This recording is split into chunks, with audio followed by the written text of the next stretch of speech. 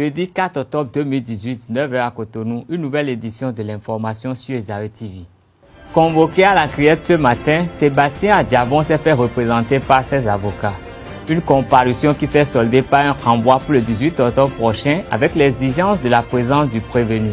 Les détails dans un instant. Tenu sous la présidence du chef de l'État, le Conseil des ministres de ce mercredi a adopté des décrets pour la promotion de l'électrification hors réseau. Des précisions dans ce journal. Les résultats de la Coupe de la Fédération béninoise de Scrabble organisée le week-end dernier laissent présager de probables bouleversements dans le classement des Scrabbleurs béninois au terme de la saison. Le développement en fin d'édition.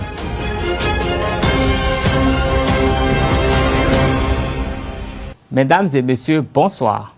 La comparution de Sébastien Adjabon en ce jour s'est soldée par un report au 18 octobre en l'absence du prévenu dont les avocats ne pouvaient pas permettre l'avancement de la procédure. Convoqué pour ce jour 4 octobre 2018 par le procureur de la Cour de répression des infractions économiques et du terrorisme CRIET, le président d'honneur de l'Union sociale libérale USL et candidat malheureux à la présidentielle de 2016, Sébastien Djemé Adjabon, s'est fait représenter par ses avocats dont un Français, Éric Dupont-Moretti. Un renvoi qui survient après une demi-heure de débat houleux autour des articles 423 et 428 du Code de procédure pénale. Le président du patronat béninois s'est fait représenter au procès par ses avocats à travers qui il a adressé une lettre au président pour que son jugement se fasse en son absence. Je vous invite à suivre Maître Marc Bessimon, porte-parole des avocats de la défense. Au micro d'Abdelkader Achirou, il fait le compte-rendu des échanges avec le ministère public et la décision de ce dernier. Comme vous l'avez remarqué, l'audience s'est passée de manière très rapide. Nous nous attendions à une journée complète d'audience, voire une deuxième journée. Et au bout d'une demi-heure de débat, la Cour a fait le choix, dans sa sagesse, de renvoyer l'affaire au 18 octobre prochain. La raison est simple. Lorsque des avocats sont désignés par leurs clients, et en l'occurrence M. Sébastien Adjabon et les 3 autres prévenus, ont fait le choix de 10 avocats.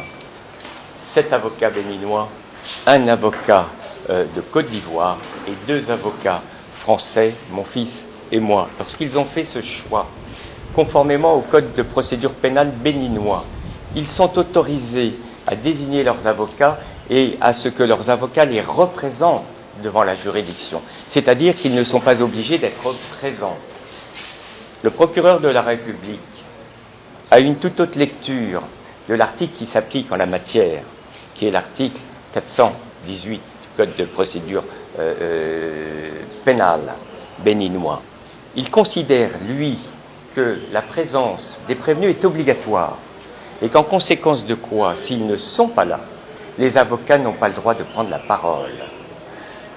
La Cour, peut-être incertaine quant à sa position, a préféré renvoyer contre l'avis de tous ceux qui étaient présents. Je parle évidemment des 10 avocats de la défense, dont nous, qui venons de France, mais je parle aussi des parties civiles qui étaient présents et de leurs avocats, des témoins qui ont été cités par le procureur qui était là, et éventuellement accompagnés d'un conseil. La Cour a préféré renvoyer. Ce qui me surprend au plus haut point, c'est que sur toutes les juridictions, y compris internationales, la représentation de son client est devenue la règle. J'en ai pour preuve la procédure que maître Issiaka Moustapha du barreau du Bénin, que mon fils Julien et moi-même avons suivi devant la Cour africaine des droits de l'homme et des peuples au mois de mai 2018, la représentation devant cette juridiction internationale qui représente toute l'Afrique, la représentation d'un client par son avocat est parfaitement autorisée. Monsieur Sébastien Adjabon n'était pas à nos côtés. Nous avons représenté ses droits. Comment se fait-il que devant des juridictions internationales, la représentation soit autorisée et que devant une juridiction, fût-ce la Cour répressive des infractions économiques de terrorisme du Bénin, la représentation ne soit pas possible? Comment se fait-il qu'on veuille à tout prix imposer la présence des prévenus et a priori surtout celle de Sébastien Adjabon? Pourquoi veut-on qu'il soit là?